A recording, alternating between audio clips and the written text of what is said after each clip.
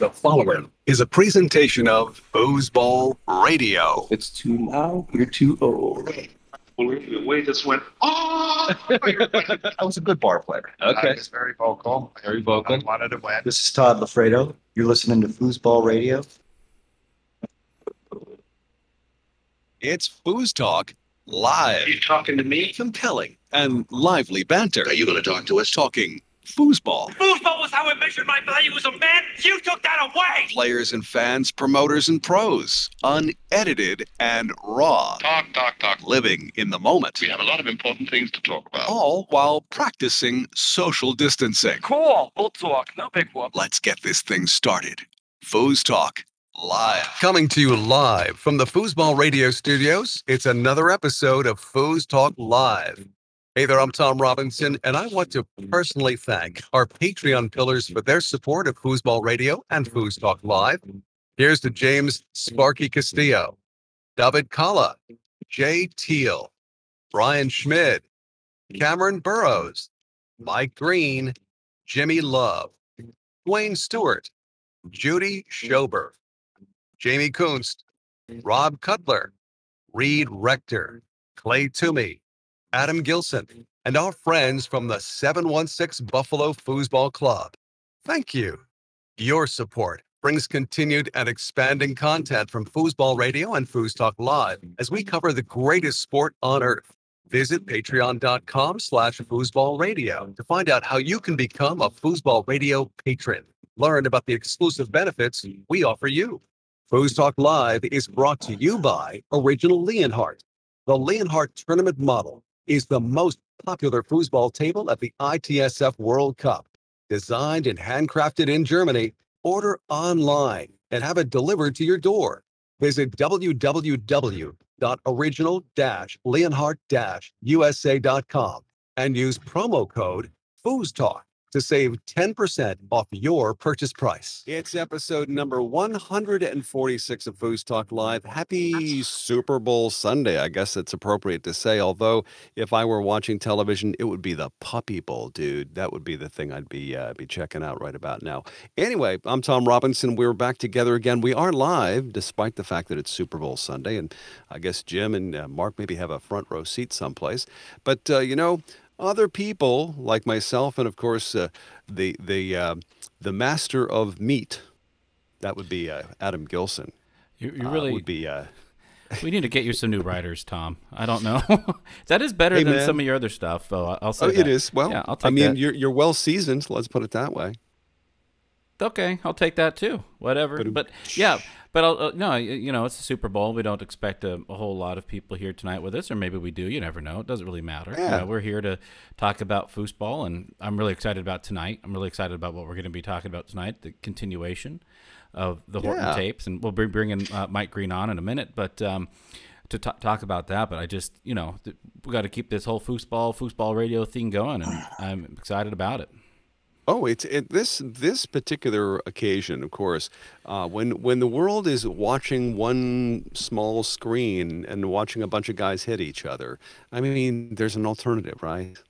So they could watch us on a small screen hitting each other verbally, yeah, right? Verbally hitting each other. But anyway, it's number 146 is crucial. Just to let you know, the episode where we aired part 1 of the Horton tapes. We're going to call it the Horton tapes. Has doubled the downloads of any other episode within the last 8 months. So indicating to me that there's probably an interest in what we're about to talk about tonight as well. This is not a traditional episode of FoosTalk Live in the sense that there's no IPA. Again, I'm on the hard stuff, But of course, Jim, and you, well, of course, Adam, we can always depend upon you. You know me. I did not get invited to a Super Bowl party, so neither did I. Neither did I. We're in the losers club, but that's okay. We're here all together. I think the reason I don't get invited anymore is because when I go to the party, I kind of sit there and go, so why did they just do that? What happened there? And nobody wants to explain that. There's too intense on the game. They don't want to. Oh. It's like going to a movie and having somebody describe for their blind friend what's happening on the screen, right? Yes, very similar. Right. I think so. And we have Who else do we have with us? Who's our illustrious guest? Oh, well, of course, because we are continuing with part 2 of the Johnny Horton tapes. He's a legend unto himself as well, and has really a pioneer in the industry of foosball, going back a couple of years. But Mike Green has come back, as long as I haven't insulted him so far. But Mike, welcome back to FoosTalk Live. Hey, thanks for having me. Nobody's called me some of those things, like pioneer, some other things. But.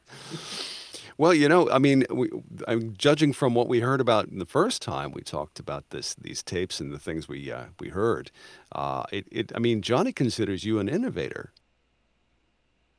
Yeah, it was fun. I guess I always think the good thing about getting older and being around for so long is that I've got to see so many people, different styles, all the way till today. Nice. I always think that's incredible. But yeah, you sit back and watch these guys, and you either figure out something different to beat them, or you move on, one or the other. Or just stop playing. Yeah. Well, it's we always love to compare the eras. Who would be best if we took the best of the 70s, the best of the 80s, or TS and Dynamo and Tornado? Who would be that's really like apples and oranges, though, isn't it? Technically, you really could never say one way or the other how that would work out. Yeah, if you go by like what Johnny said, when one of the questions Mark asked him, and Johnny says, "Are we talking about the people or the table?" Right. It's not the people, it's the table and the time, what table you played on, and the game changes because of the table. It's not so much about the talent that he's played against and seen. It's just what table it was. So take that for whatever it's worth. And I think that's worth a lot, because what we are talking about, yeah. only an unbalanced group of people would attempt to create a top 25 or 50 list of foosball players. And I don't, people do that. You question, put it out there. Yeah, you question their sanity. But it does spark conversation, and it's really interesting to talk to the people that were there and that placed so high. We already did the 5, right? We did the top 5. Yeah. I have. You mean you forgot the last time the top 5? I don't even know what I'm doing. It's been a great. Yeah. So Johnny placed 4th. Yes. 4th. Yep. Number 4. And of course that sparked everything sparked controversy. The font we use sparked controversy. So whatever. Who cares? That's just how it works, and that's fine. But we're here to talk about the top 25 list. What we're here to talk about is Johnny Horton and his experience, and of course, Mike, your great friendship with him over the decades. And before we move on to that, though, a recap of what we talked about or what happened the last time, because before, we'll set the stage. That interview, Mark did the recording and interviewing, and it was basically a conversation, Mike, between you and Johnny, and this happened during the December of 2021, I believe. Yeah, somewhere around there, I'm pretty sure. It's when we did the top 50 list, and we were just trying to get feedback from him and just everything. And of course, his memory from that time frame is just amazing. He remembers everything, and to hear him talk about it. And I haven't heard, let's say, as it was then, this time tonight, I haven't heard any of the clips yet. And I heard a little bit of one when we were doing a sound check, and I know that something that he does, which is fascinating as we get to it, is he rails off names after names after names when stating his case, and many I've never heard of. And it's a fascinating thing to hear. But as he did that then, some of the things that we're going to be talking about tonight is a whole nother jar of worms, so to speak. You could say that. I suppose you could say that. Although I prefer to use the euphemism of choice cuts. Kind of this is something we used to use back in the day of, when we put together a compilation of songs that we'd be playing, let's say in a given year. We'd do like a special at the end of the year on the air and say, here's our choice cuts for that's like industry jargon. 1996, whatever. The greatest of 1996. The Macarena? But yeah, so these are... No. You look like somebody... Are you triggered? I feel like you were forced to play that more than you wanted to. I swear to God, as you guys as my witnesses, I never played that thing on the air. Oh, good for Thank you. goodness. Good for you. And if they were paying me, they would have to pay me 5 times. That's your price, though? to play that. Oh my goodness. I mean, yeah. I mean, just thank good. There was a couple of moments where I worked in what we would call adult contemporary. It's a format. I refer to it as adult contemptible, but it's kind of like the watered down version of things people love to sing along to that don't offend, that kind of thing. And the Macarena, I don't know, might have made the adult contemptible list. I think that's good. Mike, before we get into the whole top 40 discussion, was there any feedback you got from anybody from that first episode of the Horton tapes? Yeah. Well, actually, I found one interesting thing, and it wasn't really to me, but it was on Inside Foos. It was actually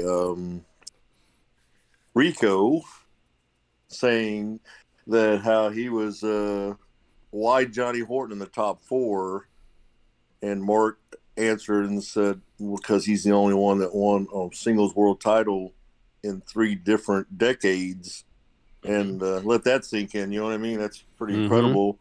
And actually, you know, afterwards, you know, Federico actually said, "Oh yeah, that's true. I didn't think about that." So, you know, that's I thought that was very interesting. That was pretty strong. But yeah, I mean, I got a lot of positive stuff about it. You know, even the ones who hate Johnny love to listen to what, you know, what he says.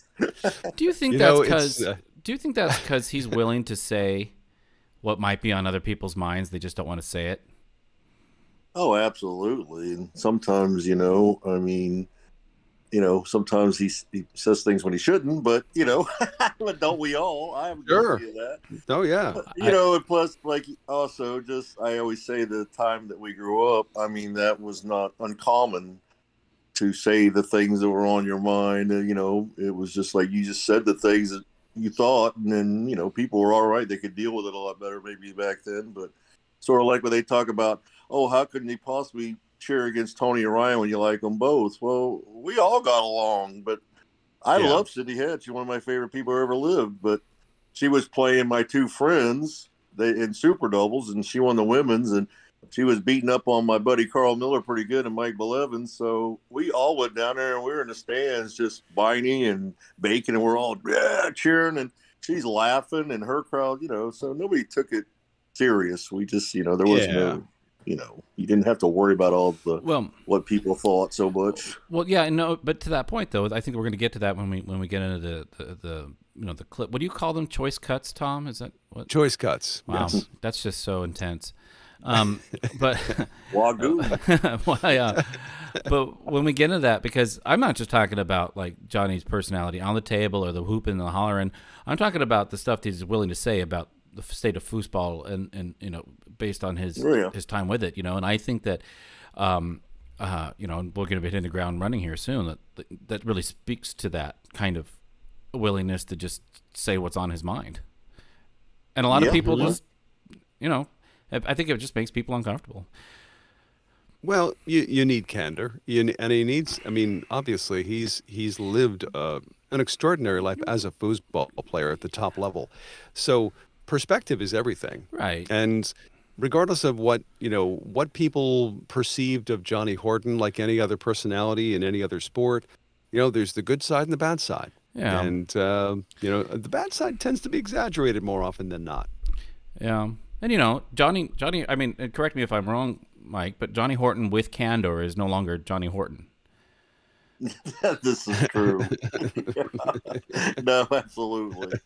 But some of the things he's done, it's, you know, my favorite story is, this is a 2-second story. Like, first time I played with him, everybody's looking for him. They go, "Aren't you going to go fight Johnny?" I go, "I don't hunt my partners down." We had to play Biney and Mark Vedetti, and he rolls in, his hair, half his hair sticking straight up in the air. He's had 3 seconds he's been up. The guy scores like 15 shots in a row and says, "Call me on our next match. I'm going to bed." Wow. 15 shots in a row. Oh, well, it may not have been. It was close. I mean, I just kept scored and smiled. But no, I mean, I get it. I mean, Johnny's candor, and, you know, that's what I've said this before. It's one of the reasons why after the World Championships I didn't want to play with him anymore, because sometimes he was brutal. Mm-hmm.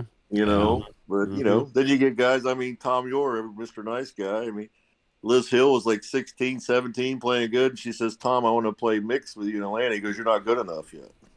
Wow. You know? Right. Maybe it's a Florida thing. I don't know. Yeah, I don't know. It's interesting, and it's really fascinating. The more and more I get back into foosball, and the more I talk to foosers, and it's a fascinating thing. The level of what is or isn't acceptable of what you say and how people take it. And I think, and this is something I think we talked about it last time, like the incestuous nature of foosball, where everybody knows everybody, and has their own like means to an end that they want, which is not a negative thing, but it does impact how things are communicated and how I think things are played. But anyways, that's a whole nother conversation.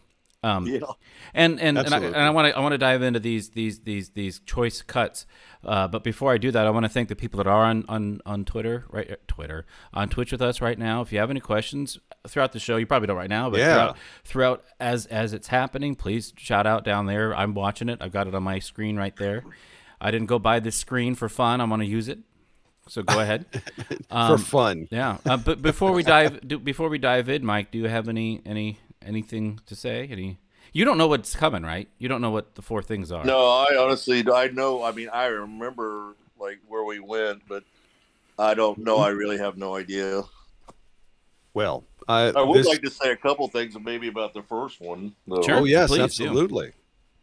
And one of them was I had made a comment because Johnny kind of said the same thing, that like, without Todd, nobody really, won like much.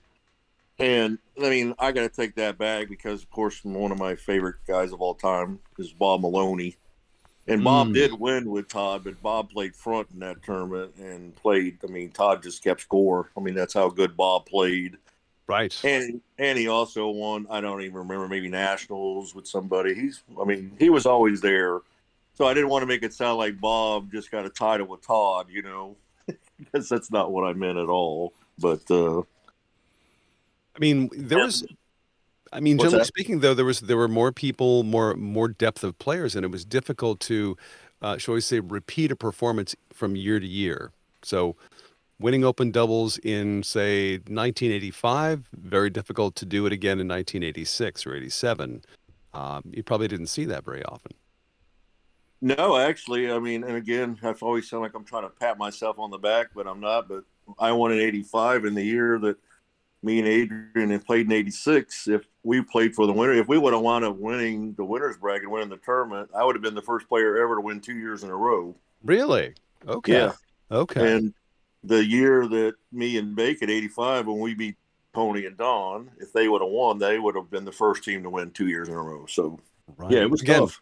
Very tough. Yeah. Though, and you guys were studying each other too, which I think is really fascinating. Studying and taking notes, and now it's just Inside Foos videos that people watch instead of taking notes. Yeah. Which, And the other thing about, I said how Johnny was always talking about Tom Spear, and for a good reason. And these are just like two little quick things I want to say about Tom. Again, in 84, me and Starr played him and Bob Maloney again to see who played for the winner's bracket. And it was going fifth game, every game's meatball. And we go, and all of a sudden, the fifth game, this is how incredibly smart this guy was, that he switched his whole game up, and we were down 4-0 before we even knew what happened. He totally changed up his five. He totally changed up his shot. He went from a faster shot to just very slow. Everything was slow. And we actually came back and had a chance to beat him meatball. But the point was just to watch that happen in the middle of the match. Because it wasn't like either one of us were killing each other, that he just totally changed the whole way he played the game. And it was like 4-0, and we call a timeout. We just looked at it and go, what happened? Yep. And Tom Spear happened. Yeah. It's and another thing. Go ahead. I'm sorry. No, I was just going to say, and you never underestimate somebody like that, or you do it at your own He's peril. a genius. Yeah. I mean, to me, I compare him, honestly, I put like Tony Spreedham in this category Okay. of just intelligence and figuring out the game, the easiest ways to win, how to get back in a match. But the other one, real quick, was when me and Adrian were playing the European guys for third. That's my world record. I let the first European team in the finals. That's my claim to fame. That's cool. Anyway, so Tom Spears watching our match, and I ain't gonna lie, I'm sitting there, Tom's there. I'm kind of channeling my Tom Spear. I'm trying to act cool, I won the year before. We're getting beaten, and I call a timeout, and Tom walks up, looks at me, goes, "There's only one Tom Spear, and you're not him." He knew. he absolutely knew. And he goes, "But there's only one Mike Green." And it's funny because I wound up hitting like 4 points in a row and went to the 5th game and lost. But anyway, just the things that Tom could just watch and pick up. Mm-hmm. And that's why Johnny Horton will always talk about Tom Spear the way he does. And I understand why. That's all I'm saying. Excellent. Wow. Well, we're going to lead this off with these comments, and the first of which is, to me, is kind of it's telling in the sense that Johnny has an opinion about things about the sport, and he felt very strongly about a change that took place. And I believe Terry Moore was one of the first players to really take advantage of this new innovation, I guess you could say, that came along, the rollover snake. And I thought it would be great to lead off with this because it's such a great comment from Johnny about how he truly feels about the creation of the rollover. When they changed the rule for the snake shot, the game was ruined. You ever seen a smoking push kick? You ever seen a smoking push shot? For sure. A smoking pull shot like Jim Wiswell. If you ever seen Wiswell pull shot, okay, they took all those shots out of the game. They took the shooter, just like 9-ball. St. Louis Roberts, they had a one-shot foul. He'd push out the cue ball at 9-ball, and then he asked your partner, the guy you're playing, like, would you like to shoot that? Now you have a decision to make. He'd make it so hard that they'd go no, and he'd shoot it and run out. Okay, because he was a shot maker. When they changed that rule, one-shot foul, they took the shooter out of the pool. It's all defense now, and it's the same thing with that stake shot. They killed the push shot. You ever seen Mark Snyder? Yeah. I mean. Bob Maloney. The push kicks were dominating in the early 70s. Rick Martin won, and then Bells and Bedler won with a push kick. Kenny Olwell. You ever seen Harley Park's push kick? Harley Park trying to get the pushes all that. He goes dead man. It's insane. They killed it. They killed all that. Now the guy all the practice that it goes in. It goes in to shoot a push shot. To win the world title with a push shot is, to me, I shot a push when I first started, but I knew that it wasn't the percentage shot. The pull shot was the shot. And here's my take on the snake, and I've said it before. People sick of hearing it. If you ask a person why do they not allow aluminum bats in baseball? And the answer is because the ball comes off the aluminum bat so fast, there's no reaction time, it would kill an infield. And that's why they use wood bats. And that's the same thing with a stake shot. It takes no effort. You put it on your wrist, it comes off the man so hot, you have no chance of even saying, yes, there are defenses now, for the most part. But it's just a shot like there's no reaction time. You could be choking so bad and close your eyes and just slap one at the goal as hard as you can, and the chance is going to go in. I mean, that's just my opinion of that shot. It's the table. It's not the shot. You could have that shot on a small goal and still have a great tournament. But when you put that shot on a hole that's that big, it just takes all the skill of it, unless you're obviously, Tony or one of those guys. But anyway, that's just Well, you know what? Now we're being too serious, man. Let's break this thing down a little bit. I'm going to tell a couple of Horton stories and let him reply. Is that okay? I think that's okay. Mike, wow. That was pretty intense about his true feelings about that shot. Yeah, well, I agree. And as you could tell, my feelings are pretty the same because I repeat them all the time. Well, I mean, it's just, me and you were talking a little earlier before the show, and I won't name names like I did earlier, but it's just funny when, like, you see a person taken out of their comfort zone, like they do the 2 to the 5 so much and these different things. But anyway, I mean, I've said it on your show before that they don't know how to change up their game when something's not working. They had nothing to go to. They just continue to beat at the hole and hope something changes. And to me, I mean, we've had this discussion on your show, so I don't want to labor it, but it's just like there's, as I say, no shifting gears. There's no plan B. It's just, I watched Adam do a amateur match from Kentucky, and what they did great. But the problem was it was like an hour when neither team scored because they got to a point where that's all they had. And that's kind of how I feel about the snake shot. That's what happened. Like a stalemate in a way. Yeah. Well, in that match, and I know the one you're talking about, I use the military term where they culminated. Like they got to the point where their resources were and it's that experience level too, that there's a part of it as well. But it did get to the end where it did kind of take a while. And I do have a comment or two about this because I think it's a fascinating conversation, especially what the deeper part of what he's actually saying is. But let me ask you something, Mike. Okay. Let's do a thought experiment. Johnny Horton is switched out, thrown in the future, and he's, say, born in 2005. And he's second-generation Fooser, and he's playing, and he's the same competitive spirit. Does he learn the rollover? Oh, yeah, absolutely. But if you've noticed, a lot of the guys who learn the rollover, like Dylan Marshall, has now just went back to a pool. I mean, you even see Blake shooting a pool more and more often. And yeah, I agree with you. But my opinion is that, like I said, but now there's the defense have gotten better is one of the reasons why now they're kind of stuck in that rut. And the guys that kind of move on, in my opinion, are the guys that say, okay, well, I need something to back up my game, Yeah. Even take a guy like Evan McGregor. I mean, he says to me, he watches the old videos of guys and their games to see what they do and how they change things up. So, no, I agree with you. Yeah, he would, obviously. Yeah, and I just say that to highlight this point because I don't want Johnny to be misunderstood here.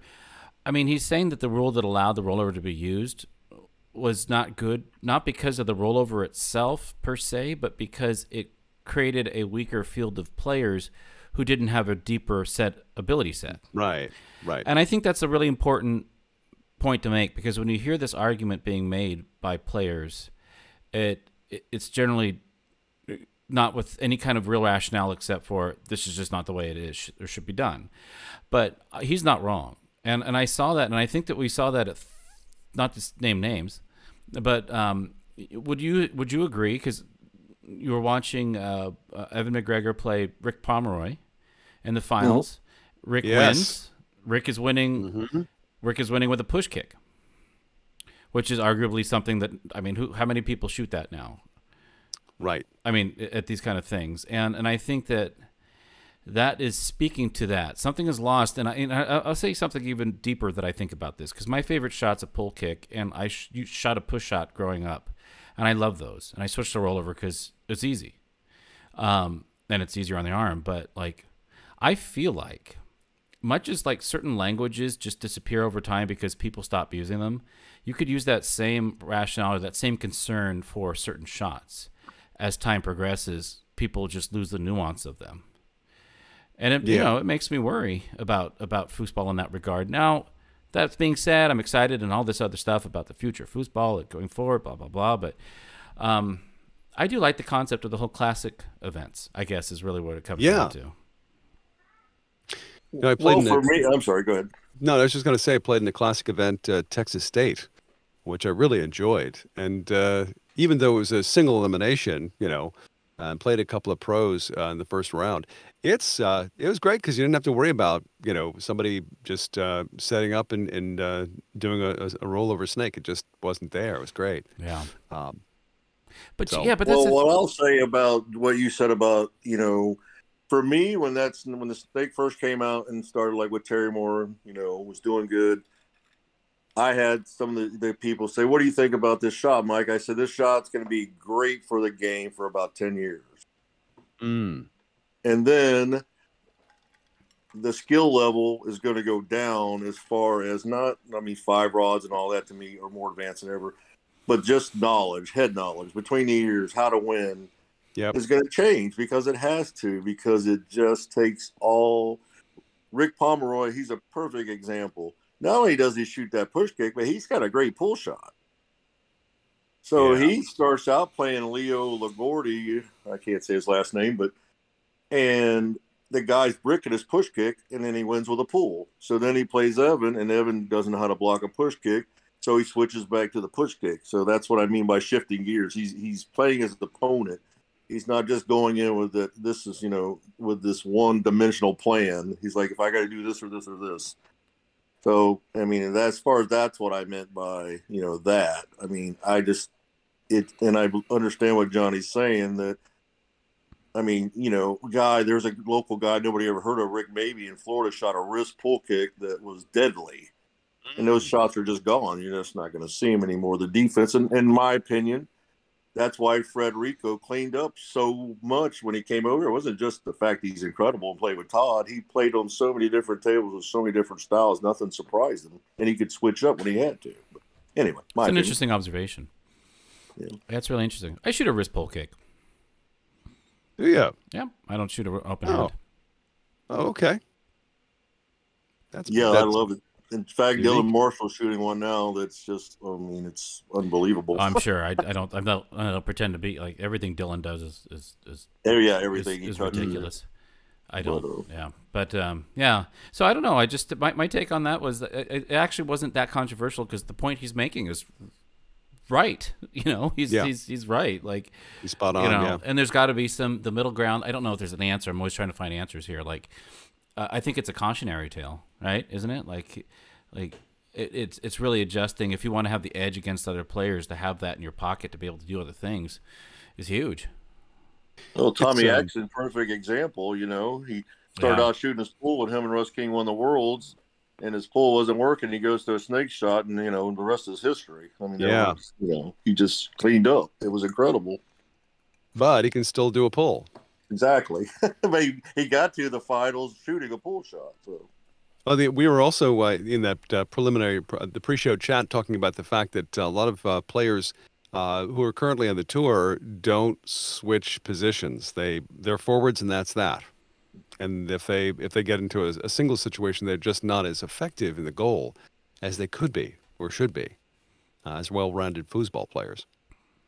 Well, I know one of the things is that, they're so used to the 2 to the 5, and I'll say it, Tommy York, as he jokes about himself.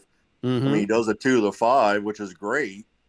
But if somebody's blocking and he actually has to go to shooting from the back, it's like he's just not the same player. I mean, But, it's also, you got to figure out, you got to think also, though, that it's like, you break down. I mean, Tony's broke it down to a science, and that's how he wins. I mean, less mistakes. He doesn't make those mistakes, but everybody is copying Tony's game, but everybody can't use Tony's game is the problem. Right. I mean, how many people are really, truly effective at a left-handed 2-row pull shot? Yeah. Right? I mean, I saw him do that here in Albany several years ago. Against Kevin Walker, our pro here in our town, and wow, he did it a couple of times, clean and fast and just amazing. Yeah, amazing. What's up next, Tom? Well, we've got plenty here. We're going to get into some really interesting stories now, which Mike I think will attest to this. But let's not hesitate. Let's see what stories we have about Johnny Horton. So when you came down to, we called it the office. We called it the training center or whatever. Basically, Doom was the office. Jim Dumas gives us an 1,800 square foot house, nothing to worry about, no money problems. We were broke. We didn't have a dime. Suddenly we got this dude saying, you're living in this house and all you got to do is play foosball and get me to where I can win a tournament. So we're down there and, you know, we're just like, I'll never forget, we were there like 2 weeks before we got there. And Dumas said something to me, and I said something to him. And when he walked away, Star goes, Green, I know how you are, man. Don't blow the ride. Don't blow my ride, man. We got no money. This dude's going to take care of us. You know? So I was like, Star, man, I got to be me. He goes, no, you don't. For once in your life, shut up. You know? So anyway, Horton shows up like 2 weeks later. He walks in the door and says, all right, guys, Dumas, first thing we need to do is train. We got to get ready. We got to do some weights because we got to work out bench and stuff. And he's running his mouth. I just took over. I'm doing this job. This is my people. I'm going to teach you what I know. So me and friggin' Star go put 250 on the weights, pump them 5 times, and told Johnny, when you can do that, talk to me. And he couldn't even do it once. And he got up and started pushing him on the couch, and he goes, now I think you know who owns this place. You remember that story, Johnny? Not really. Let me turn to another story. I'm not going to hold up, you know. So we decide we're going to play our first serious set. We kick the ball around a little bit, you know. So it's Horton and Dumas against me and Star. All of a sudden, Star goes to play on the music for our practice, and Horton goes, I got a tape. Let me throw it in. Yeah, no parking on the dance floor. He's like, no parking on the dance floor? Yeah. And Star looked at me, I looked at Star, and I thought, Star goes over, grabs it, throws it on the floor, and I stomped it into a million pieces, and Star says, don't ever bring that crap in my house again. It creates up the scorpions. You remember that? Yeah. I was going to this one day. I was going to a lot of discos, and yeah, he was into disco. I think that makes sense actually with the shiny shirt he used to wear. But yeah, this part of this thing to me is funny. I mean, it'd probably be dumb to other people, but I mean, some of the stuff. I mean, I don't know. Are you going to play any more of the clip? What he says? Yeah, we do. Yeah, we okay. Because I won't say too much, but yeah, I mean, you know. We were there for about 3 weeks, and Dumas looked at me and him and Star, and he says, were you born in the wild? Like, where are you guys from? You know, he's like, you guys are animals, you know. I mean, we were it was a funny time. We played a lot of pranks on each other. I think. And how old were you at the time? I'm just curious. By then, I was like, I think I was 21. I think I first met all them. I mean, Dumas and all them when I was like maybe 19, but took a couple years. But you know, I mean, we just honestly, you know, we didn't trust people. And the guy said he's going to bring us to his house. I'm like, I don't know what's going on here. You know, it was just. So first off, the no money problems is the most hilarious statement. That is so funny. I'm going to say I've got no money problems all the time because that's so freaking relatable. But could you paint the? We talked about this briefly in the last one. What is Jim Dumas had this? You call it a training academy? Well, that's just his house, and he got some of the best and brightest there to train for a couple months before what tournament, or was this? Well, what happened was, I'll start a little before. Actually, what happened was, I don't even know how old I was at the time. I might have been like 18 or something like that, and I started hearing this, you know, guy Jim Dumas's name, and then he was going to sponsor. Yeah, it was definitely 18 because I was 18 when I went to the 81 World. So, and they said, yeah, Jim Dumas from Fort Lauderdale sponsoring Johnny. You know, who's Jim Dumas? And they go, I don't know, some guy out of Fort Lauderdale, you know. And so he's actually the one who sponsored Johnny to go to the 81 Worlds. And I kind of met him there. And then he showed up in Tampa, and he told Johnny to pick out 2 people who would come down to Fort Lauderdale, and he wanted me, Star. Well, Horton said, "Oh, well, Star and Green." I mean, because with all the good players, me and Star were the team. We were the competition, as a good team. So anyway, he wanted to learn how to play foosball. He was in love with foosball. The guy was like a race car driver, like NASCAR, and he just loved foosball. And he had a place called Gold Coast Foosball Association. This place diversions. They had their tournaments. But anyway, so me and Star, we were like, nah, man, we're not going down there. Why want to go down there? So anyway, he's like, listen, the guy's got a house. He's going to pay for everything. And me and Star were like, yeah, something's up with this guy. You just, we're street guys, basically. You know what I mean? We're not like all of a sudden somebody's just going to throw money at us to play foosball. And I guess at the time we didn't realize how good we all were, because we were just having fun. But anyway, we wound up going to the house, and that's how we met Jim. I met him before that at some tournaments, but he basically just said, if you guys come down and with Johnny and teach me how to win a tournament, then you don't pay for nothing. All airfare, hotel. Wow. You stay in an 1,800 square foot house, just you three guys, and we'll have tables there, and we'll have people come, practice with us, and I just want to learn how to win. So that's how it all started. And so you said, who's the third one? Chris Starchester. Yeah. So people who don't know that name, just the local player there in that same area. What was his deal? Well, I mean, me and him grew up in the same town. He's the one that me and him, we got together and we figured out how to do the far wall pass. And I said that Horton says Diaz, and all those other guys copied. And we were even at that time, we won 4, the state championships down there with all those good players. So we were Star was he was actually a mixed doubles world champion. He got second to Terry Moore to worlds and singles, but he is just a scrapping machine. He just, the guy just caught everything, and me and him together were just a good team. But so everybody knew Star was that guy that, as Tommy Atkinson would say, that's the guy you don't want to see it like ninth in the winner's bracket. You know what I mean? Yeah. You don't want to face that guy trying to get to the next level. But so, of course, we go down there, and like I said, I'm saying, like, he's like, we get everything taken care of. I mean, we're like going out trying to borrow money to get, $2 for gas to go to Tampa to try to win enough money in the tournament to get back home.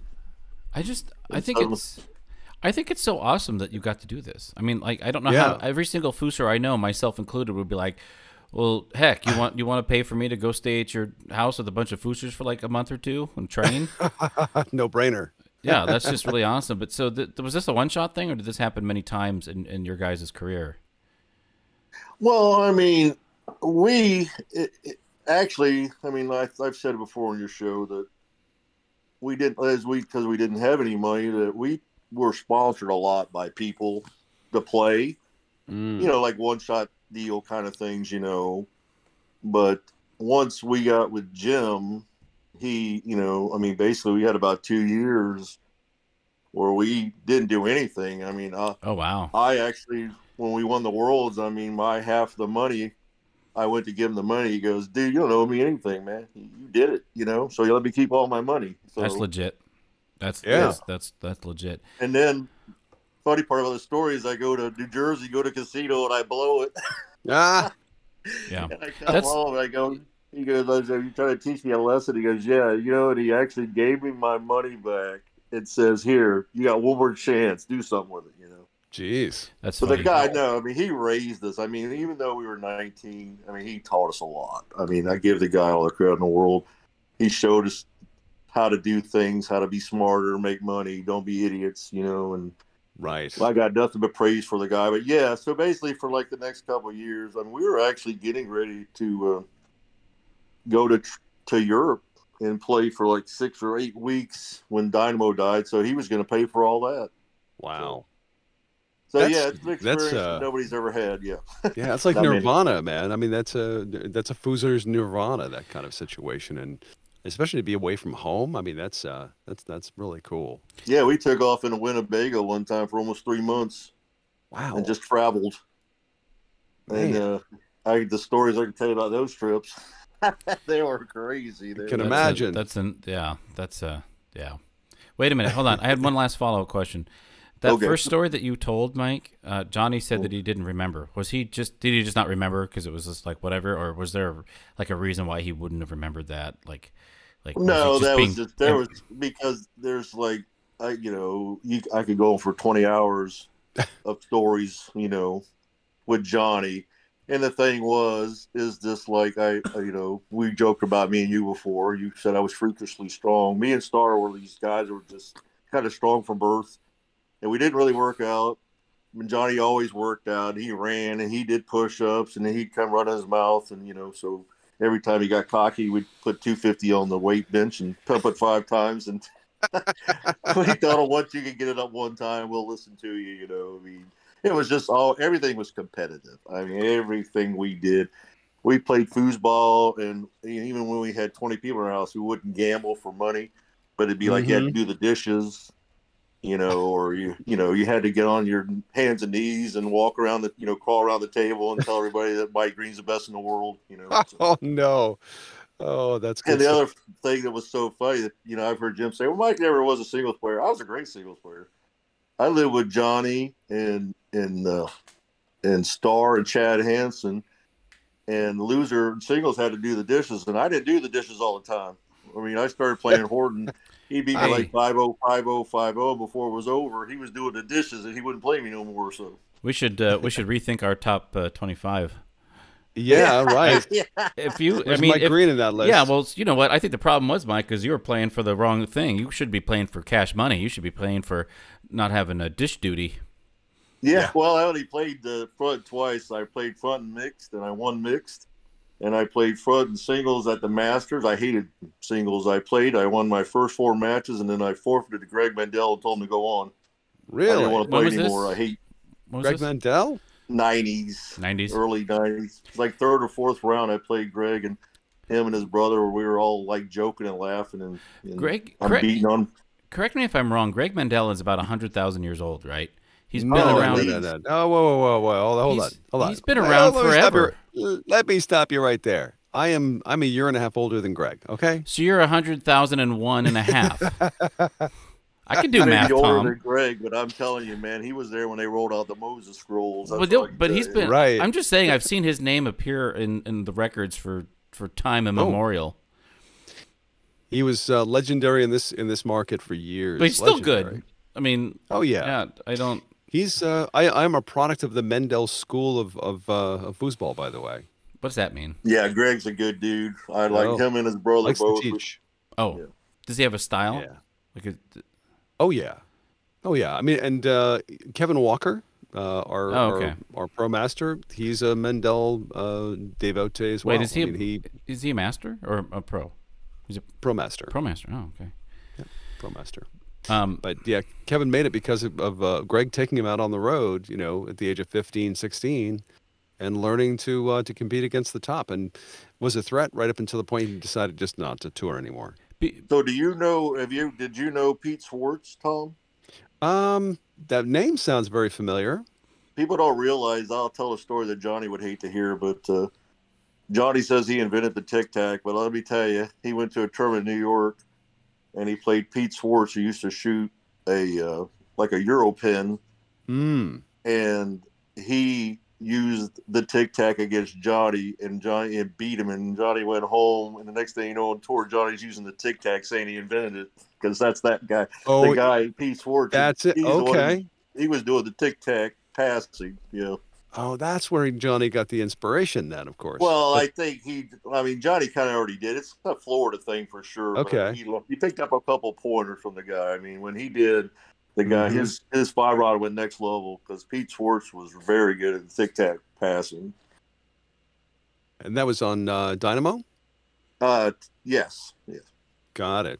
Yeah, no, it's again, some of those guys. I mean, Greg was still around when I first re-emerged into the sport in 2011, and he was, at every DYP here in Albany and really, influenced a lot of folks. So, I heard a lot of the stories that he used to tell about. Well, I hope I'm John, not getting you Johnny and guys off others. track here with my. Oh, no, we're Okay. fine. We're fine because this is really the mode we're in when it comes to the history of the sport and where people came from. But this next part of Johnny Horton's interview is a continuation of some interesting stories, which I think everybody will find very interesting here. The recordings, the secret pocket recorder I had you and Star. Oh yeah, the one we used to frame Star. Yeah, we would take this. We had a neighbor that had a young daughter, and Star. Not that older than us, younger than us. But go ahead. Star would always be looking out the curtain at her. We'd be like, Star, shut the curtain. Her father's gonna fucking kill you. And Green's like, Star, quit looking at that chick next door. I'm gonna tell Doomis on you. And he goes, fuck Doomis. I'm running the show here. Fuck her too. Really? He didn't know he was being tape recorded the whole time, so Doomis came over. No, let me finish the story because Johnny always gets it wrong. Like, Doomis couldn't figure out why Star was getting me and Johnny our food and our drinks, running to the store for us. He was our slave. So I said, come on. I said, so I go in there and him and Horton, Star and Horton are mad about something. And man, they're going off on Doomis and I'm recording the whole time, right? So I got the pocket recorder going and I would shut it off when I would dog him out. And then I would turn it back on and say, and they'd go off again. And finally, when they were done, I said, oh, Johnny, go get me a soda now. And he goes, no, Grease, you got me? I go, I got both of you now. I need something to move it. So anyway, here's the funny part. Johnny never found it. Doomis calls me in his office one day and says, oh, Mike, you know what's hilarious? I go, no, and they don't, so keep doing it. It's freaking hilarious. Even now, I got to say that was a pretty ingenious thing to do, Mike. You were recording people without them being aware and blackmailing them. Well, remember Johnny's last time he was on, Johnny says we were ruthless. Yeah. Wow. Yeah. I mean, there was never any shame in having a little, something in your pocket for later in case you needed something out of somebody. So. Yeah, that's amazing. Not only is it fun to review cold cases like that, but it's amazing to see that level of strategy going on. When you guys are talking about pranks, I was like, what do you mean by pranks? And now I know. And I'm like, holy Hannah, because like I was always excited about short sheeting somebody. Or dipping their hand in warm water. I wasn't going all Nixon on everybody. Oh no, it was great. I'll never forget. Like I said, and I didn't know that Doomis had figured it out yet. And we would be sitting there, and I'd say, Star, is there any sodas in the fridge? He goes, only one, but it's mine. I go, no, it's mine. He goes, okay. Then he hands me the soda, and I'm like, Johnny, make me a ham sandwich, and I don't have all day. And Doomis is like, what's going on here? He's like laughing, And yeah, we were brutal. And I think they finally eventually got me. But anyway, It was just funny because like I said, was Doomis. He knew the whole time. He told me he knew, but he told me don't stop doing it. I love it, So it was, yeah, we played a lot of pranks on each other. That's for sure. It's like your brothers, right? I mean, you're always going to be trying to one up each other, not just in the foosball table, but of course, in life in general.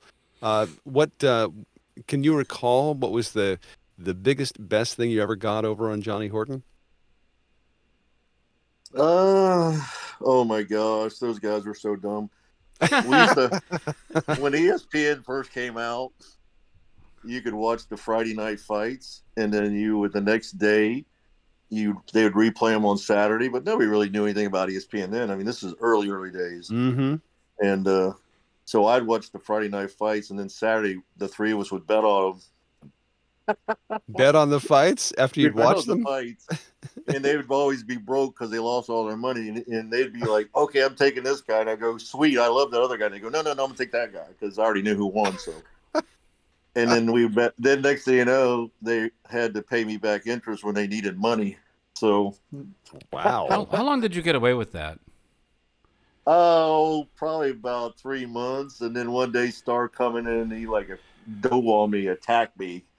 And he goes, "I want my money back." And I go, "Why'd you watch the Friday night fights?" And Horton's like, "What Friday night fights?" And he goes, "Don't tell the idiot."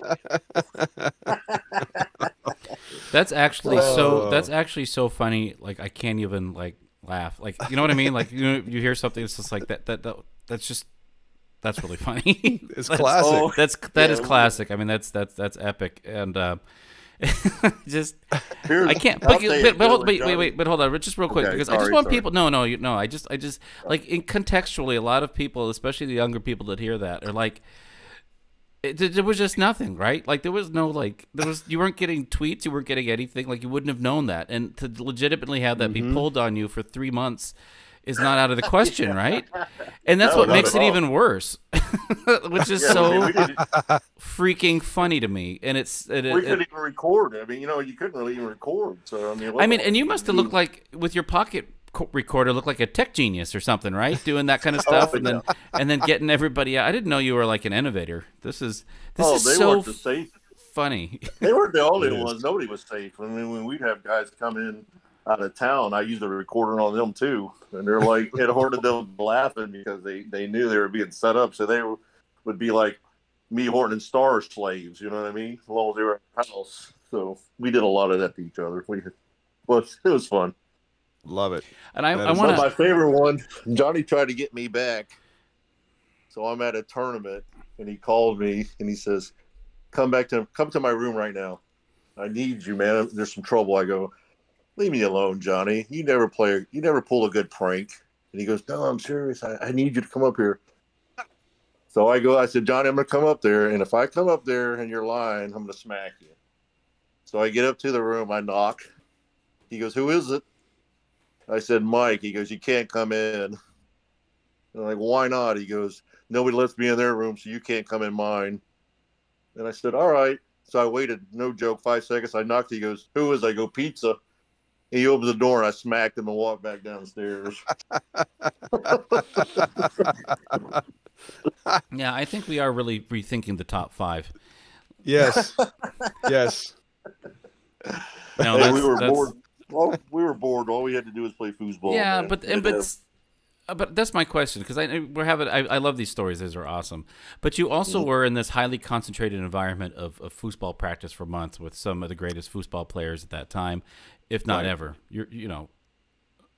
And for you too. What was that like? Like what were your practice sessions like? What did you guys even do? Did you just play? It was crazy. We would play nonstop. I mean, like when I say 24 hours, because everybody slept at different times, And I'll tell you, I'll sum it up like this. I'll tell you some other stuff, but this is how it ended. 2 days before the World Championships, me and Star and Horton and Dumas, we were all probably playing better than we've ever played in our lives, because I was telling Tom how we bought a video camera before it was popular, and we videoed ourselves. And we thought we were so awesome, and after we watched our first video and we were like, we suck. Do we really do that over and over and over? And I mean, we're talking about like fights would almost break out. That's how serious it got. At the very end, it's 4-4 the night before Worlds, or 2 days before Worlds. And it's Horton's drop, and Dumas grabs the ball, slams it in the hole, and he goes, "No more foosball allowed in this house. We'll sell it in Texas." Yeah, it was legit. People came down. I mean, like I said, you imagine you go have a house where you got Ryan Moore and Tony and Billy and all these guys playing every single day. And you don't think it's going to be competitive, especially you got to do the dishes. Right. But it wasn't just you for practicing. You would have people come in and play too, right? So it was like a. Hell yeah, I told you before. I mean, honestly, when people laugh and they think I'm kidding, that sometimes we'd have 30 people there, for a week or two, just sleeping anywhere you could lay a body, and we just all played foosball. I mean, we were all I guess none of us had jobs, obviously, and well, you had no money problems. Tournament. Yeah, we had no money problems. I mean, it's like we're sitting there, like I said, you we were there one night and there was probably 25 people there, and you could just go on, national champion, world champions, U.S. Open champions, Johnny Lott was there hanging out with us. I mean, guys just came from everywhere. Wow. And this was, I'm sorry, and again, what's the time frame? Well, it started about 81, but the whole time, the actual house and everything, I mean, we did it anyway. Dumas wasn't, I mean, the house thing was just Dumas. He sponsored us, but when we lived in Tampa, my buddy Carl Miller, it was the same thing there. Nobody was sponsored us. We just all went to Carl's house, and the same group of people would come from all over the country and did it at Carl's house for 3 years before we ever went down to Fort Lauderdale and started doing it. So, I mean, the foosball scene in Tampa was always like that. There was always somebody's house you went to after a tournament, like I said on your show before. Mm-hmm. You play a tournament, I mean, honestly, sometimes we get 50 or 60 teams. Then after a tournament, you go to Ricky Benitez's house and play a draw your partner on one table until 4 o'clock the next afternoon. That's just all we did. Wow. That's again, it sounds like nirvana when it comes to foosball. I mean, I used to think that getting together with local chums here in the 518, and hanging out for 4 or 5 hours and playing continually, I thought that was great. But this sounds like it's days of playing. Oh yeah, I mean, Jim just says, "Hey, I bought a Winnebago. Let's take off. Where are we going?" Well, there's like 5 tournaments. Let's just travel. And we went to New Mexico. We went to Colorado. We went to. We started all that. Then we wound up in like Indianapolis, North Carolina, I can't even remember all the ones. Kansas City. We just hit all these little tournaments all through the state, just having fun. I think there's a book in this. What do you say? Oh, my wife says that all the time. we get you to write the book, man. I mean, Adam's very good at writing, and so he could certainly help you fill in the details. But yeah, I mean, I can see that being and then turned into some kind of a, I don't know, like an Animal House for foosball, something like that. Well, I told my wife nobody's interested in that kind of foosball. She goes, "You don't get it. It's not foosball. Your stories and the things you guys did and your experiences." He's like, people would absolutely love it, No doubt about it. Well, let's do. We've got one final segment here, not very long, just a little over 2 minutes, but this is a great place to I think really spark some conversation. But here's our next segment: Johnny Horton, and of course Mike Green and Mark Torres. I got to read a story to you. I think the year's wrong, so I want you to correct it. But I'm going to read a story someone else told about you. Okay? Here it goes. Yeah. I would never test his resolve to win, Johnny's resolve. I can still remember playing a $1,500 at Studs Pub in Tampa back around 1984. He lost his first match in singles. People were ragging on him, and he got pissed off. He went up to the match table, took the microphone, and said, "Y'all think it's funny I lost? Well, I'm going to come back and beat every one of you motherfuckers and win." He did that, and he did that right in front of his grandmother. And then he came back and beat everybody and won the tournament. Is the year right, and is that story right? Everything but in front of my grandmother. But my grandmother was at a different place where I had to have her come to the bar. She never went to bars in her life, but I had I had to have her. I had to have her come sit in the bar so I had an adult, and I won the tournament. But the 1,500 one, when I got the microphone and said I'm going to come back and beat all y'all and win the tournament, that was in Lauderdale. It was probably early 84, 85, 86, but somewhere around there. So it must be about 17. I think I thought 17. Here, I got a couple more stories I want Johnny to get through. So we get a call one night. You remember this, Johnny? And Johnny answers the phone, and he's on. We put everybody on a loudspeaker on the phone. We thought we were executives.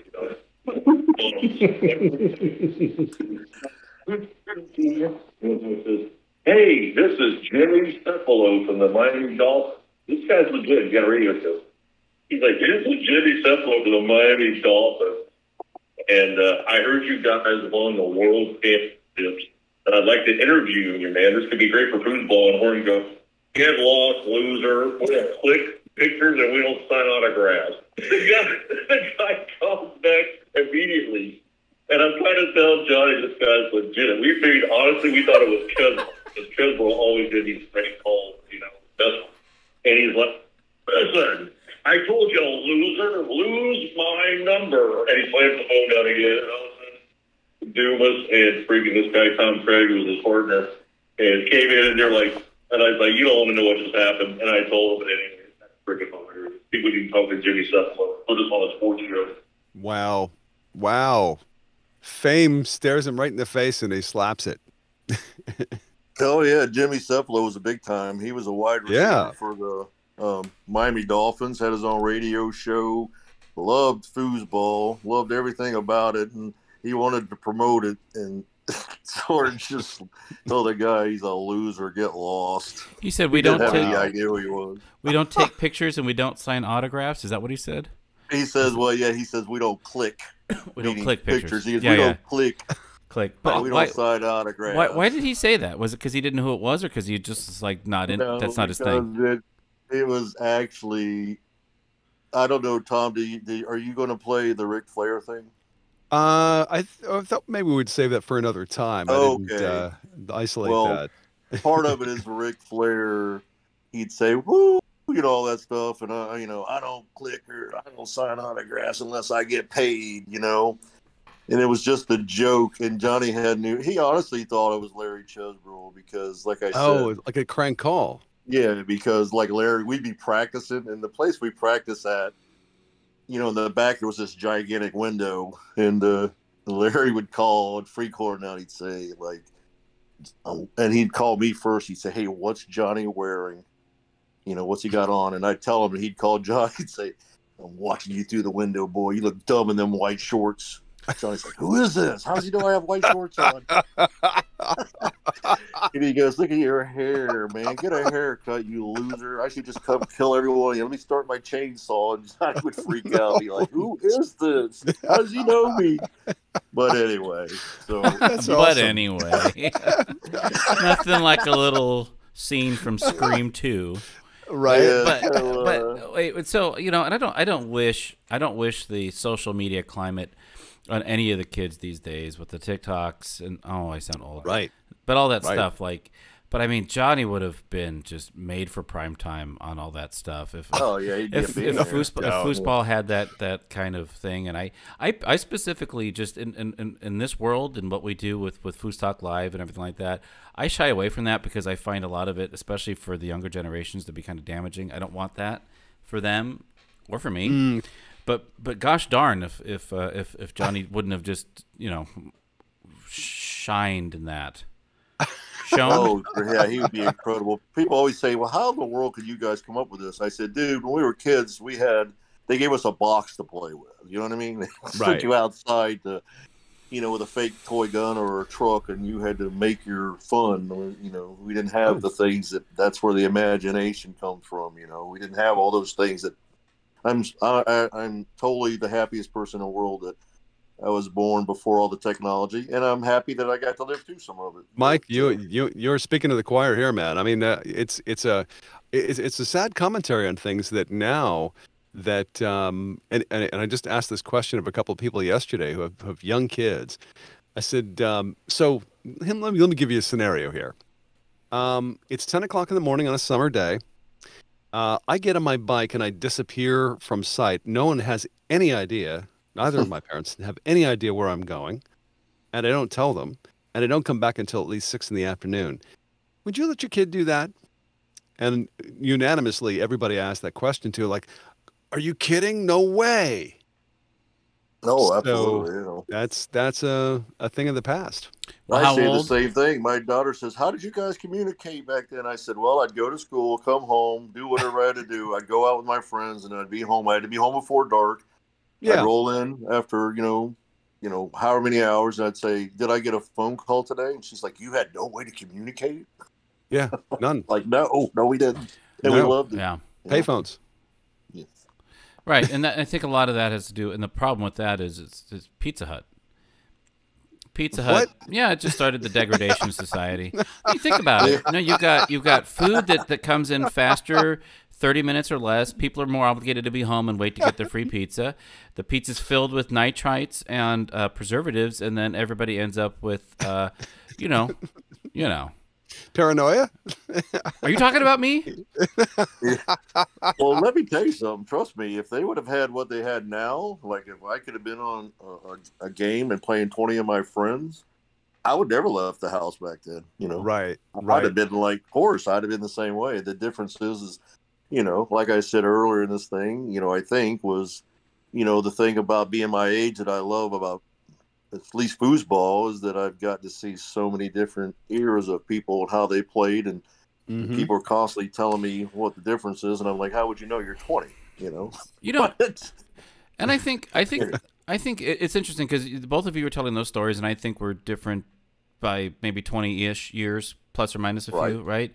And when I was your age, Mike, when you were doing the foosball house, I was doing LAN parties. For those who know what that is, like we were playing Halo in 2000, 2001 on the Xbox when it first came out, and there was like 16 or 20 of us playing, and it was the most amazing thing at the time because the technology was amazing. You got 16 people playing in their house, and everything was connected through Ethernet cables and blah blah blah. But in the house? In the house, yeah. Oh, yeah, in one house. In one house, yeah. You had 4 different Xbox consoles with everybody playing in a separate corner of the room, and with their big, huge CRT TVs that everybody would lug in, and I make that point to tell you that both of you probably don't know what the hell I'm talking about, right? Like it doesn't. Correct. Yeah, you are correct, sir. But well, I actually know about what you're talking about, but that's as far as it goes. That's as far as it goes. The experience, that's as far as it goes. The experience is not there, and the people 20 years younger than me that are hearing that were my age, that are the age now that I was then, don't know what the hell I'm talking about because they don't need to do that.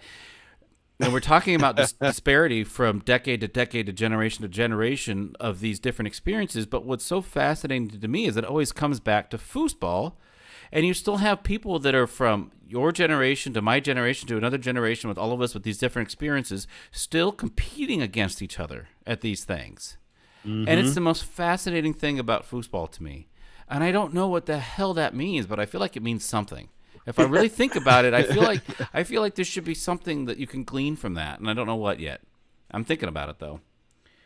Well, one of the things that for my time of playing, when I say about how we all got together, I mean, let's face it. You talk to people now. I mean, like you talk to some of these guys, and they're like these thermonuclear scientists and stuff, right? And I'm not saying that people were dumb or had bad families. I'm just saying in my time, foosball was a bunch of misfits, not necessarily out of bad families or opportunity, but they were just misfits who wanted to live a different lifestyle. Todd says it perfect. Todd says foosball gives us all the ability to be a little different, and we're okay with that. And we would all meet up, and we were like this group of people who just wanted to do our own thing, and we weren't into the social whatever. It was more just this kind of outcast crowd in a way. You kind of made yourself that way. Yeah. And you would just meet in these game rooms, and you would play foosball, and they became kind of like your family. So to this day, I could say that my fondest memories are those days of just, I mean, I can go all the way back to my game room days, and I can name off people that we would just hang out, play foosball, go to parties, and then we'd sneak back in at home and hope we weren't put on restriction for the next 6 years because we were 3 days late. So, but it's just, and I think it's kind of the same way. I think that even like you just said, Adam, like Todd said, even at my age, your age, or the person younger, you can all come together with foosball and something in common, and we all allow each other to be just a little bit different because there's guys in foosball that a lot of the guys I probably would never have been friends with if I hadn't met through foosball. So. Right.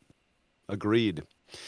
It's like, I think this is mentioned the first time we talked about Johnny Horton and played some of these clips, that it was the Wild Wild West. Oh, 1981. 82.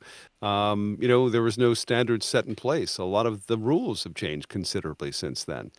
And so you guys basically formed what we're all accustomed to now. You kind of pushed those boundaries and forced the evolution of the sport through your antics. We greatly appreciate that, by the way. Well, I enjoyed them myself, so Right. But it's funny. Like I can also say that I enjoy a lot of the antics of the people I meet today. I mean, the Tommy Brewers of the world, and and the Adam and you and other people. I mean, because we're a little different doesn't mean that we can't appreciate each other. And our differences, and that's what makes it fun. You were talking about Canadians on me earlier before the show, and 81 World. We met this group of Canadians.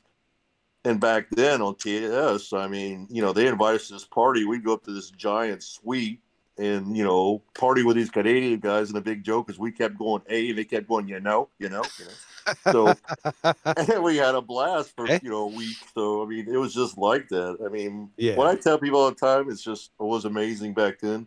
I could go to any state and somebody knew I was coming to town. They'd say, hey, I got a couch you can sleep on. And that's how we did it. There you go. Do you think people are more serious about foosball now at tournaments than they were then? No. Less serious. I think they like to believe they are. I think that I think that they because they feel like somebody made a comment about the 80s and cocaine, and I said, oh, I'm sorry, you switched cocaine for Adderall, And I don't mean that to be negative about foosball, but there's always been something in foosball. People choose to do it or they don't do it. And now a lot of the guys they're smarter and they do, they're smarter as far as they don't mess with a lot of things, maybe, who knows what, but everybody's on a prescription drug, including me. So whatever. But I mean, I don't even mean like drugs. No, I know. And that's I mean like party, but did they have back then in the 80s, that time frame when you were touring and competing at your highest level, you would say, right? I mean, right. And that's not, I'm not trying to knock on what you're doing now, because I play you now and I don't like you when I play you. But but what I'm saying is like tournaments now, there are event like destination tournaments. So you go the Beach Town Beatdown. Right. You got to go to that. Like if you want to go play some foosball, party and have fun, that is the one. That is it. Did they have that kind of thing when you were touring? Well, I mean, to be honest with you, I mean, it's kind of a hard question to answer, because like every tournament was like that back then. Every tournament was a party, but at the same time, it was different because that's all we did, playing foosball. You know what I mean? Like now, I don't care how good you are. Most people can't play foosball 7 days a week and then just leave in a Winnebago for 3 months. Yeah, right. That's not the so. economy. Even though trust me, I mean the '80s. I mean, think about the '80s. Yeah. The party was on, but the difference was, outside. That it was just a lifestyle that you party, drank, whatever, and you played foosball. So I don't know. It was just a different atmosphere of fun, but it was totally 100% serious because you were putting the time in on the table. I mean, look at John Daly, the golfer. The guy's the biggest party in the world. But still, God, yeah. Hold on, Great I just got a hangover when you said his name. Yeah. I can smell cigarettes in my house. And I don't huh? Yeah, but Jeez. Right. I guess what I'm saying is, I don't know. I'm contrasting this with the I've been to about 14 tournaments in the last year and a half, which is a lot more than I've been to, when I toured in just a 2-3 year span. And some of the tournaments I've been to were just like, it was like TKO.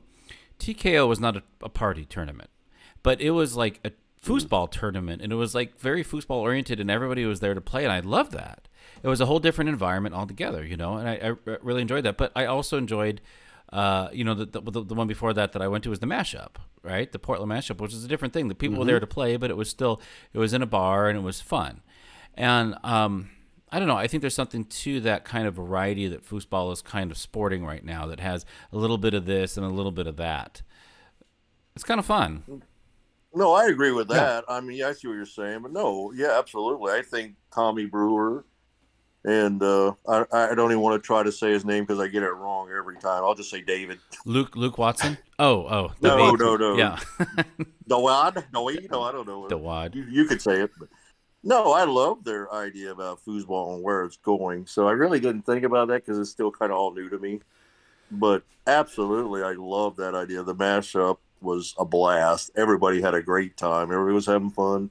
Same way with Tommy's tournaments, and that's one of the reasons, honestly, I quit going to tournaments was because they got boring to me. They were just, everybody was almost too serious. There was no fun in it for me. Now, I understand they're a newer crowd.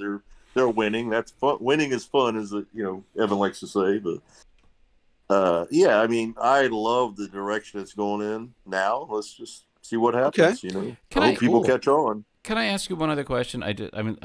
You mentioned Evan Stachalik earlier, but you didn't say Stachalik. You said his last name differently. Was that a joke, or is that how you're actually supposed to say it? Because I've always been saying it wrong, maybe. I don't even remember how I said it. I say Evan Stachalik. Stachalik. You said Stachalik. Yeah. I always said Stachalik. You're probably right. Remember, I'm a hillbilly, so. Oh yeah, okay. Yeah. No. Now, Evan, you talk about fun. Our first and only Dynamo tournament in Vegas, because everybody went to Vegas and everybody went broke before the tournament. So Kathy Brainerd actually had to sponsor all the players she thought could win money because nobody had any money left. Oh boy! But we had so much fun. Evan and his brother Eden on the craps table, and none of us have any idea what we're doing. And anyway, but Evan and Eden and those guys, I love the California guys. They were a blast at those tournaments back then.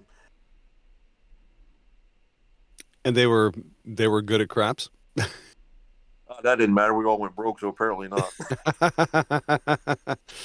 Well, it was just, you were talking about fun tournaments and how people acted back then. And that's what I meant by that. We would all go do stuff together like that, or even in Vegas a couple of years ago, I told Tom I'm getting ready to go to bed because I'm tired, and I see Evan. Next thing you know, there's 30 people going out to breakfast, and it's 6 a.m. again going to bed. So. Going to bed in Vegas? Yeah. Well, occasionally. Well, it's intriguing, and I have not been to a tournament in Las Vegas, and that's something I'm really looking forward to. I think this is your first one that you're going to. The first, first Hall of Fame. Hall of Fame. Mm-hmm. I'm so excited for that. That's going to be good. Yeah. So we went through all of our clips. We've talked, and it's been good. And we can continue to talk. Yeah. But wait a minute. So Tom, you're going to be there. I'm going to be there. Mike's going to be there. This is just a month and 2 months away. So we can we can meet up and talk. And I know that I won't say the details now, but Mike has some ideas. So I don't know. Who knows what might happen in Vegas? But it won't stay there. Interesting. So what's your next thing, Adam? You're doing Moneyball, right? Yeah, I'm on Thursday. I'm flying up there to Portland, and speaking of David, he's going to be up there. It's not a House of Tournaments tournament. It's a Kopi Cam and Danny Dunn are the tournament directors, but David is they're using the House of Tournament software, and House of Tournaments is doing the streaming there. And they've got a bunch of innovations. Yeah, the coverage. They're doing a bunch of things.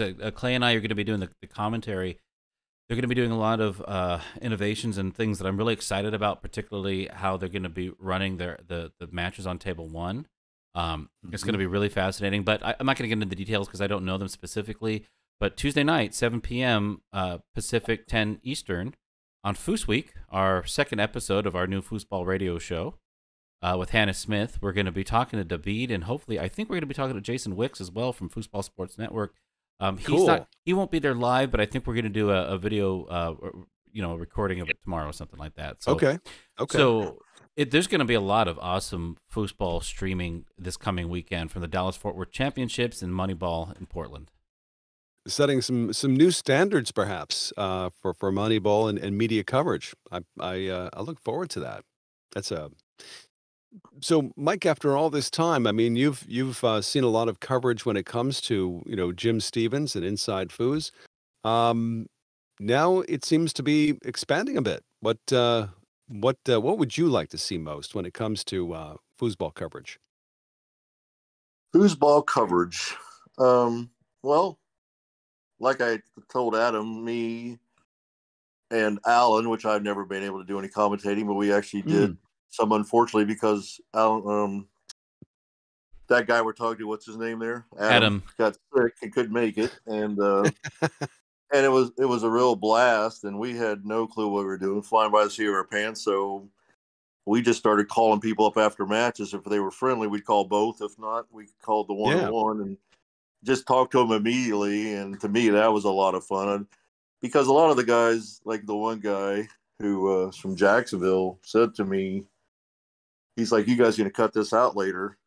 And I said, "Why would we cut it out?" And he says, "Well, I don't know. Nobody's ever asked me to do." So anyway, it was a big deal, fun for us and a big deal for them, because that was their moment on the, that table. Mm-hmm. But no, I mean, I definitely love what's going on with all these different people, and I'm glad that, like Adam's going to these tournaments, kind of carrying on the tradition because Jim can't make it as much. And I mean, I think him and Clay are an incredible pair. I think you're incredible at what you do. All this stuff matters because more people in Portland knew me because of Inside Foosball Radio than they ever knew about me in foosball. They're like, "Oh, you're Mike. I listened to you on Foosball Radio." That's what I got in Portland. So yeah, cool. But I know I like all of what's going on. I like the fact that that you guys. I love when you guys bring in like somebody, a guest. I mean, Thunderdome and Tony worked with Adam and Jim and those guys was incredible. Listen to Tony. Mm-hmm. So I think it's all positive. Yeah. I mean, more history, less history. What do we think? I mean, I don't mean by less. I'm not sure what you mean.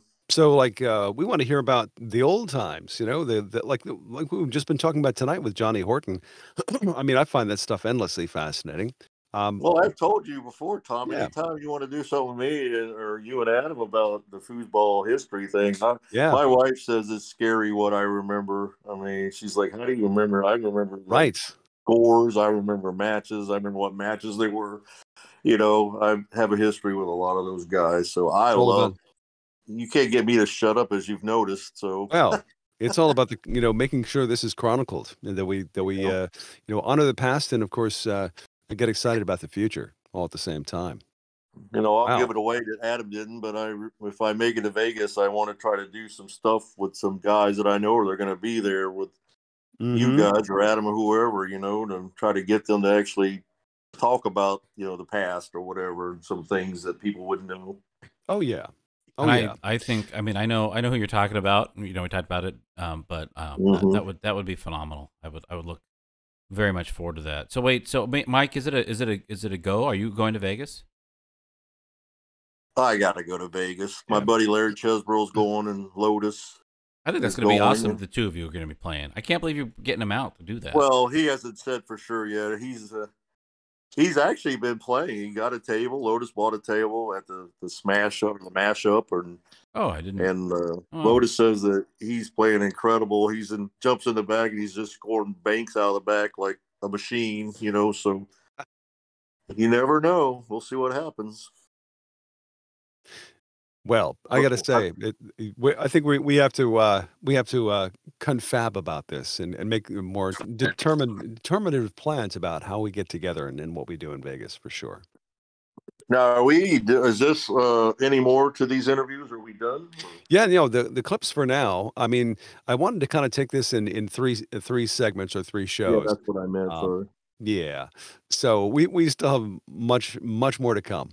When it comes to the Johnny Horton tapes, and I think that in the very near future we're going to be releasing the entire thing unedited, first of our Patreons, and then later on to the general public. And we'll be doing that after we do the third and final series of this, right? Because that'll be good. But you have what you're saying is you're still kind of editing those other segments that Yep.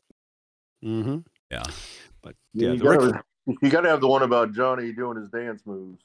The Ric Flair stuff is great. Yeah, I was holding that on to the final episode. I think that that'll be a bit of a teaser there to talking about Ric Flair, wrestler. Wow, good stuff.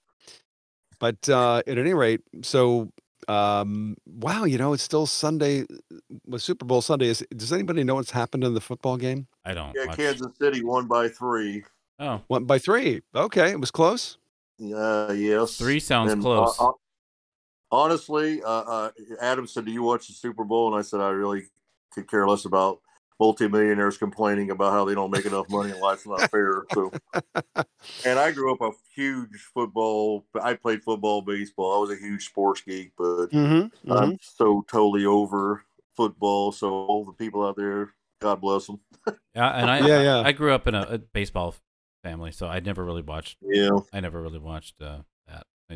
So I only ever watched it when friends would invite me to their parties, which I guess they don't do anymore. But you know, the main motivation for me was to watch the commercials and the halftime show. But that's all on YouTube now, so I don't. Yeah, but I mean, you know, rah rah rah for whoever won. That's great.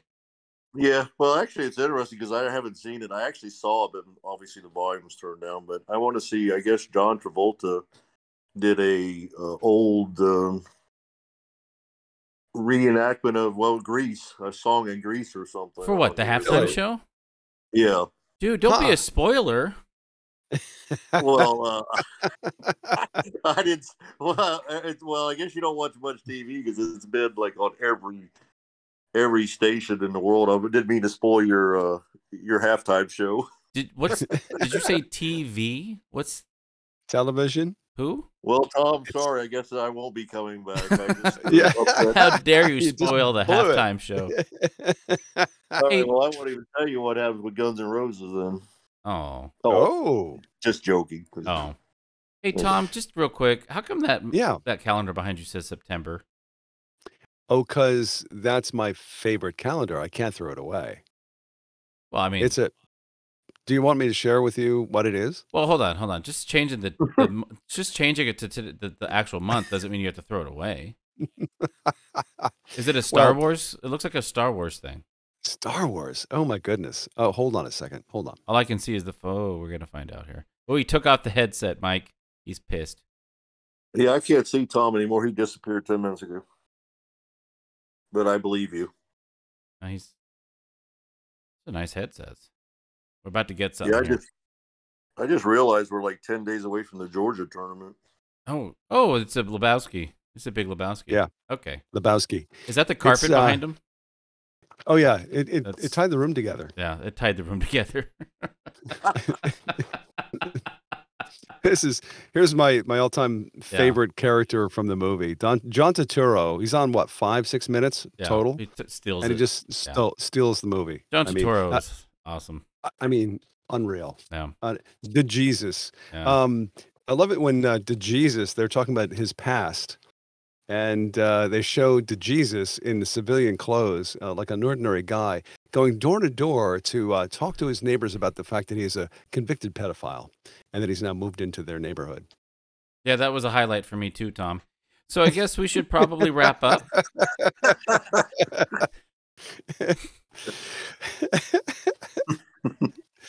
No? No one calls me the dude.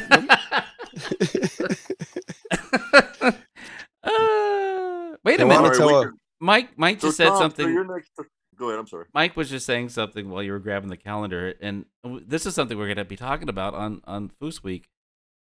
We have so much foosball coming up. There's 2 tournaments this coming weekend, and then there's Georgia State right after. And Georgia State is legitimate. That's the first Georgia State that's been happening in years, as far as I know. Has it been a while? Then Wisconsin State's right after that. And then Wisconsin State. There's a lot of freaking foosball going on this year. Yeah. That's exciting.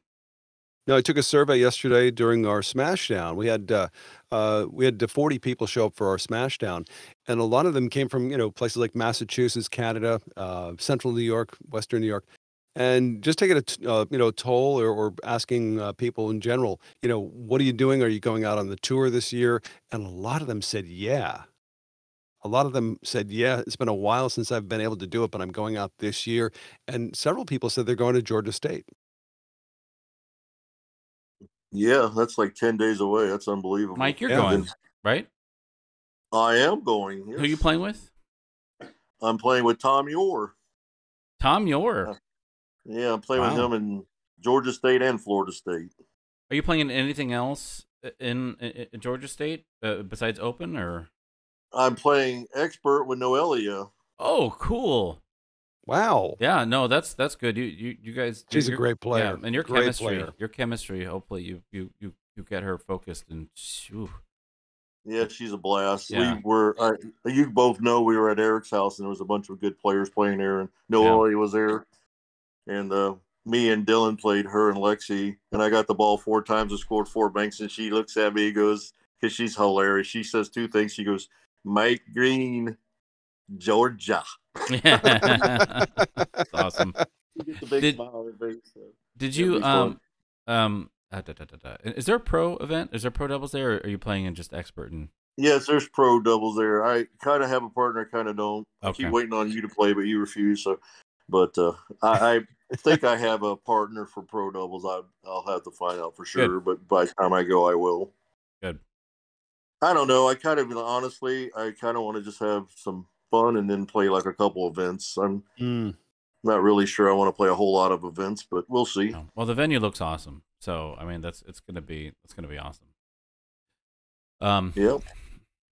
Well, Tom. And the next time we talk to you on FoosTalk Live, likely you'll be on the ground in Portland. Likely. Oh yeah, no, I will. Unless, of course, there's some kind of virus, about to hit your saying house. it, Tom. Jeez, you can't jinx that. It's like saying the traffic's good on the 405. Yeah, I'm bummed about the Portland thing. I wanted to go, but it's going to cost me $3,000, but it just ain't going to happen. But yeah, it would have been fun. Well, it is. No doubt. This 3 or 4 months out now is going to be intense. There's going to be a lot of foosball, and you're going to hear a lot about it on Foos Week, of course, and FoosTalk Live. And we're looking forward to seeing you there at these tournaments. Well, not even just that. There, you got Costa Rica. That's going to be huge. Oh, everybody's that's right. going to Costa Rica. I mean, it's like going to be a gigantic tournament. And they call that the summer tour, where the summer. Well, it's always tournament? summer there, and I live in Florida, and that place is Hades. Right. It could be. I'm already sweating thinking about that. I was going to say, induces perspiration. Is that what you're trying to say? Yeah, well, okay. All right. Yeah. I got it. Yeah, I'll be able to take it. I got a feeling that Adam will just combust and blow up. Yeah. Well, there'll be nothing left but his perfect hair. Yeah. I've been there, but no, I'm not going to that. I don't see myself going to that. I mean, I think Inside Foos might be there, but I'm not entirely sure. But I haven't heard any word on that. So I was definitely going to go because my wife wanted to go. Oh, that's good. She kind of changed her mind, but one of the reasons I really wanted to go because afterwards they're doing a 3-day excursion thing with all the foosball players. Going to check out like all the like the volcanoes and the beaches and whatever. So that would have been fun, but I don't think it's going to happen for me either. Yeah. Well, that's in March, right? Yeah. So everything's in March. I'm going to 2 tournaments this month, and then 2 tournaments in April. So March is kind of my time out. My time out. Yeah, that's a bit much. It would have been. I would have gone to I would have by the end of April. If I had gone to Thunderdome, I would have gone to 5 tournaments in what 4 months. That's a lot. So I think, but I didn't go to that. But still, it's like I don't know. As my son gets older, clock's ticking. So does he actually know who you are? That's the question. Yeah, I'm the dude with the perfect hair. I got you. Okay, all right. Yeah, but just checking. Yeah. Anyways, Tom, I don't know. I think that unless we have any other further business, No, I think this is a wrap. The Johnny Horton Part 2 to me, I mean, it's just it ties a lot of these dots together. But when we hear Part 3, I think it's going to be we'll save the best for last. Let's put it that way. But and Mike, thank you so much for doing what you do with Johnny, and of course, and bringing us the true life history of what this sport is all about. We greatly appreciate your perspective. But I love it. I love talking about foosball, but sometimes I talk too much. My wife just stares blankly and just wishes she had a gun so she'd have to hear anymore. Incidentally, I meant to thank you because you sent me a brief video the other night on my phone of just a place you just happen to be hanging out in with, I don't know, no less than like 6 or 7 pro masters from the Florida area just hanging out together, something like that. Yeah, there was probably 10 people there, and I would say out of the 10, there were probably 5 guys I would put up against. Well, I know I would put up against anybody in the world. Yeah, right. So, I'm like, okay, well, that's a very interesting night of foosball with just at somebody's. Well, whose house was that, by the way, that you're spending time? that was Eric's house. Eric's house. Gotcha. Yeah. Gotcha. And I don't want to, I don't want to be busting on the guys, but I'll have to say Noelle and Lexi slapped us around pretty good. Did they? Yeah. Cool. Maybe a little precursor of what's to come in the next couple of tournaments. Who knows? Yeah, I tell you what, I don't know. She's going to be. I mean, that's a tough category when you talk about the girls that are winning now. But she's got the ability if she can get her head right. Because you guys love to say between the ears, she's going to be tough to beat. Well, she's a fierce competitor, no doubt about it. No. Well, guys, any parting shots, Adam? Again, I want to thank Mike for coming on and being part of that and giving us that access to that great part of history. And I want to thank Mark Torres for recording that on his baked potato. And I want to thank Tom for you editing that baked potato recording. I thought that was awesome. And just it was tasty. Yeah, wow. And in general, just everybody, thank you. Remember Patreon, patreon.com/foosball radio. If you want to check it out, have a listen, or look at what we have to offer and join. If you like what you hear, join a tier. I forgot I have to trademark that. And but again, yeah. What do you mean? Yeah, you don't sound convinced. But the point is, I just want to thank everybody for listening and continuing this historical look at foosball. There you go. Well, Mike, parting shots. No, just thanks, guys, for doing this. I really enjoyed it. It's always fun talking to you guys, and just to me, it's just like shooting the bull with my friends. So it's all good. It's easy for me. It's fun doing it. Appreciate it. And one of these times, very soon, we'll be doing the same thing, but all in the same room at the same time. Yeah, I would say Vegas. We'll see what happens there. Cool. Well, guys, let's get together again very soon. Adam, safe flights, safe travels, and we'll catch you in Portland. But FoosTalk Live is back again next week. As I understand, Jim Stevens may be touching down sometime soon. We'll just wait and see what happens with that. But thanks for tuning in to FoosTalk Live. Foosball tournaments are everywhere. FoosTalk Live proudly presents a weekly update of events near you with the FoosTalk Live Tournament Beat. Here's what's up. It's the next 518 Foosball Smashdown. Saturday, February 11th, Trick Shots Billiards and Wicked Eatery, Route 9, Clifton Park, New York. The House of Tournaments presents the Moneyball Northwest Foosball Tournament, February 16th through 19th at the Hyatt Regency, Portland, Oregon. It's the $5,000 DFW Championships of Foosball, February 17th through 19th. Carrollton Chop Shop Sports Garage, Carrollton, Texas. Here comes the $12,000 Georgia State Championships, February 23rd through 26th at the Embassy Suites, Atlanta, Georgia. The $11,000 Wisconsin State Championships, March 16th through the 19th at Mad Apple Billiards, Appleton, Wisconsin. It's the 2023 Hall of Fame Classic, April 12th through the 16th at the Golden Nugget in Las Vegas, Nevada. The Masters Open Championship is April 27th through the 30th at Holiday Inn, St. Petersburg, Clearwater, Florida. Don't miss the $10,000 Illinois State 10th Annual Foosball Championship, May 5th through the 7th. Poplar Creek Bowl, Higgins Road, Hoffman Estates, Illinois. Make your plans now for the 2023 Tornado Championships, August 30th through September 4th. Clarion Hotel, Lexington, Kentucky. Each week, we do our best to give you the most up-to-date listing of foosball tournaments near you. If you have an event you would like to add, send us all the details at info@foosballradio.com. Tune in every week for the FoosTalk Live Tournament Beat.